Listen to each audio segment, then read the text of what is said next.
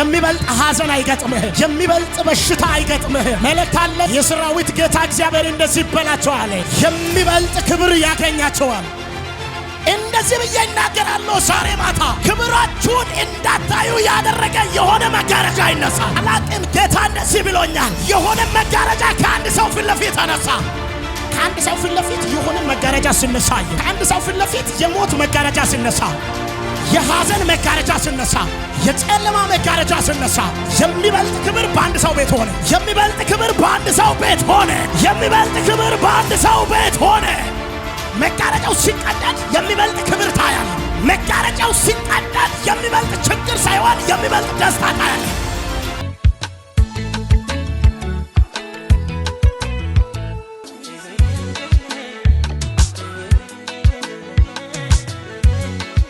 ሁለተኛ ቆሮንቶስ ምዕራፍ 3 ከቁጥር 10 አውጡልኝ። በጌታ ስም አነባለሁ። ያ የከበረ እንኳን እጅግ በሚበልጠው ክብር ምክንያት በዚህ ነገር ክብሩን አጥተዋል። ያ ይሻር የነበረው በክብር ከሆነ ጸንቶ የሚኖረውማ እጅግ ይልቅ በክብር ሆኗል።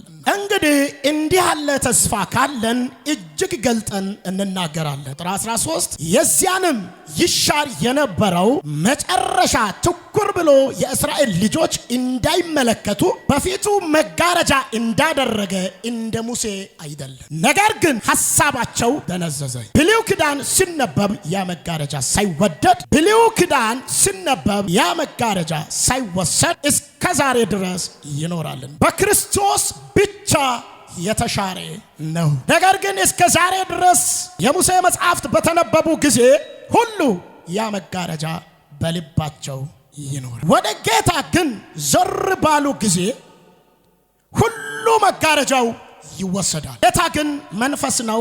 የጌታ መንፈስ ባለበት በዚያ አርነት አለ። እኛም ሁላችን በመጋረጃ በማይከደን ፊት የጌታን ክብር እንደ ማስተዋት እያበለጨለጭን መንፈስ ከሚሆን ጌታ እንደሚደረግ ያን መልክ እንመስል ዘንድ ከክብር ወደ ክብር እንለወጣለን። ውርደት ወደ ውርደት አይደለም፣ ከክብር ወደ ክብር እንለወጣለን።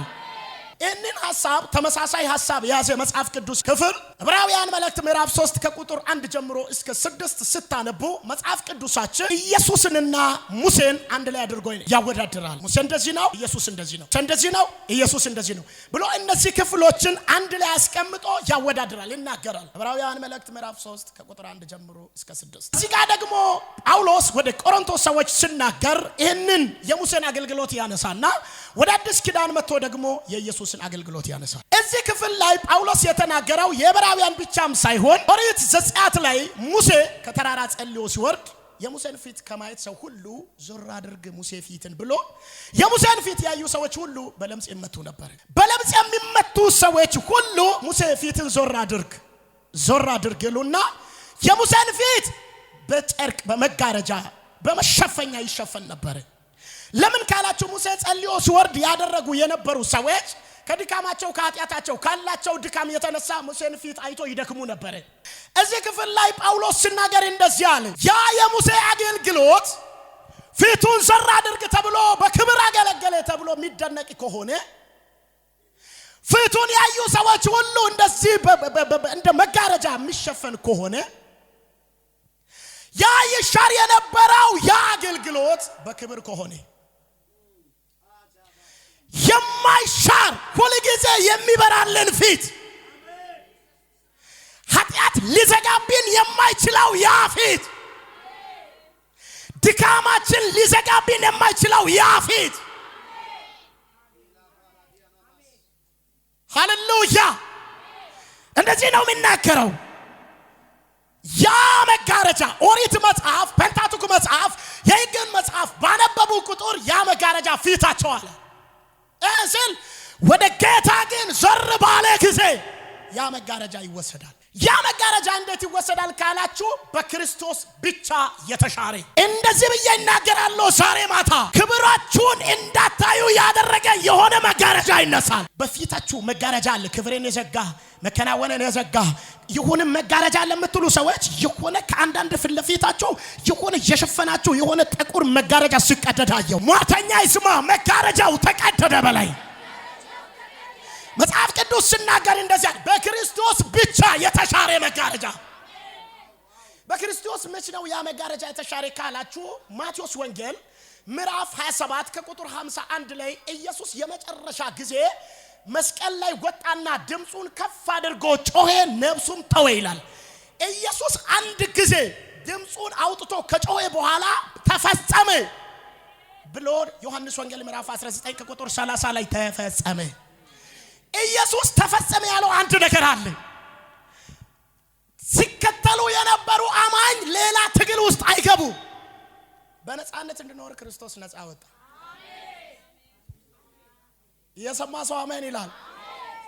እና ጳውሎስ እዚህ ጋር ሲናገር እንደዚህ በክርስቶስ ብቻ የተሻረ ስል ክርስቶስ የት ነው የሻረው? ይሄንን ክፍል ካላችሁ ማቴዎስ ወንጌል ምዕራፍ 27 ሄዳችሁ ሲታነቡ ኢየሱስ በመስቀል ላይ ተሰቀለና ድምጽ አወጣ፣ ጮኸ። አንድ ድምጽ ካወጣ በኋላ መጀመሪያ ፕሮፌት የሆነው ምን ነው ታውቃለህ? በደንብ እኔ የነቃማኝ ማየት ነው የምፈልገው እዚህ ቤት።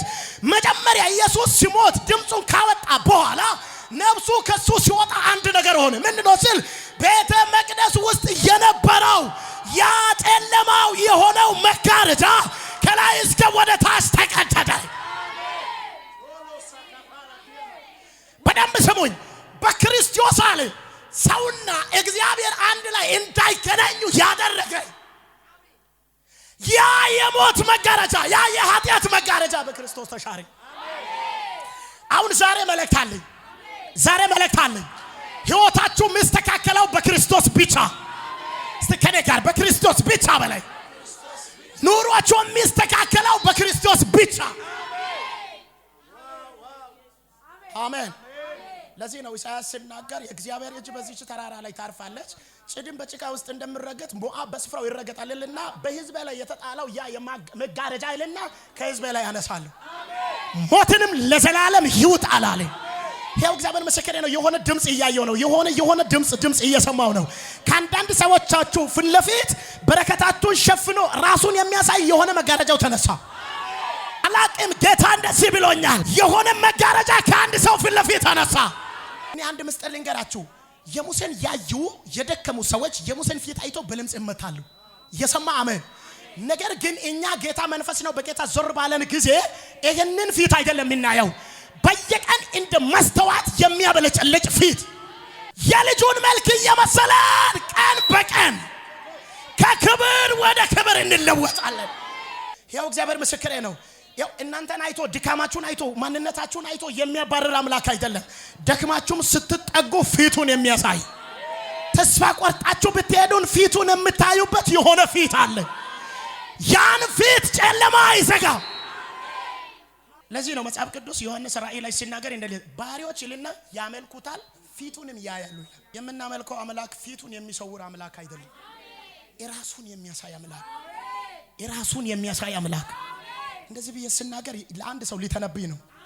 ከአንድ ሰው ፊት ለፊት የሆነ መጋረጃ ሲነሳ ከአንድ ሰው ፊት ለፊት የሞት መጋረጃ ሲነሳ፣ የሐዘን መጋረጃ ሲነሳ፣ የጨለማ መጋረጃ ሲነሳ ከኔ ጋር ብድግ በልና መጋረጃው ተቀደደ በለስቲ ድገምና አንድ ጊዜ መጋረጃው ተቀደደ በላይ የአምላካችሁን ፊት የሸፈነ ያ መጋረጃው ተቀደደ። እኔ በጣም የሚገርም እንደው ታውቃለህ ኢየሱስ አንድ ጊዜ በመስቀል ላይ ድምጽ አወጣና ቤተ መቅደስ ላይ የነበረው ከላይ እስከ ወደ ታች መጋረጃው ተቀደደ። ምድር ተንቀጠቀጠች፣ አለቱ ተሰነጠቁ። ሞቶ የነበሩ ስጋዎች ሄዶ ከተማ ላይ መታየት ጀምሮ ያው እግዚአብሔር ምስክር የሆነ ድምጽ እየሰማው ነው። የሚሰማው ድምጽ ይሄ ነው። የሚበልጥ ክብር በአንድ ሰው ቤት ሆነ። የሚበልጥ ክብር በአንድ ሰው ቤት ሆነ። የሚበልጥ ክብር በአንድ ሰው ቤት ሆነ። ሕይወታችሁን የሚበልጥ ክብር መምራት የሚችል ይሄ ነው። ይሄ ነው። ይሄ ነው። ይሄ ነው። ምን የሚሆን ክብር? ምን የሚሆን በኢየሱስ ክርስቶስ ስም የሚበልጥ ክብር ያገኛቸዋል። ምን የሚሆን ክብር አላቅም። ይሄው እግዚአብሔር ምስክር ነው። በአንድ ሰው ላይ የታወጀው የሆነ አዋጅ ጌታ እንደዚህ ብሎኛል። መጋረጃው ተቀደደ። መጋረጃው ተቀደደ። እኔ ላንተ ነው ያወራል። መጋረጃው ተቀደደ። ክብር ወዳለበት ትገባለህ። ደስታ ወዳለበት ትገባለህ። ባዶ ያደረገ መጋረጃው ተቀደደ። ሐዘንተኛ ያደረገ መጋረጃው ተቀደደ። ያለ ሰው እንድትቀመጥ ያደረገ መጋረጃው ተቀደደ። ቸኝነት ብቻ እንዲሰማ ያደረገ መጋረጃው ተቀደደ። ይሄ ቀኝ ሄዶ እንዳይጨብጥ እናንተ ነገሮቻችሁ እየቆለፈ ያደረገ የሆነ መጋረጃ ዛሬ ከተቀደደ የካታያ ባሸና ባካችሁ የሆነ መንፈስ እየወረደብኝ ነው። ይሄው እግዚአብሔር ምስክሬ ነው። እያየን ለመግባት የፈራህበት የሆነ ጫካ የሚመስል እግዚአብሔር እያመነጠረ የራሴ ሲከት ወዳለበት ያስገባል። መጋረጃው ሲቀደድ የሚበልጥ ክብር ታያለ። መጋረጃው ሲቀደድ የሚበልጥ ችግር ሳይሆን የሚበልጥ ደስታ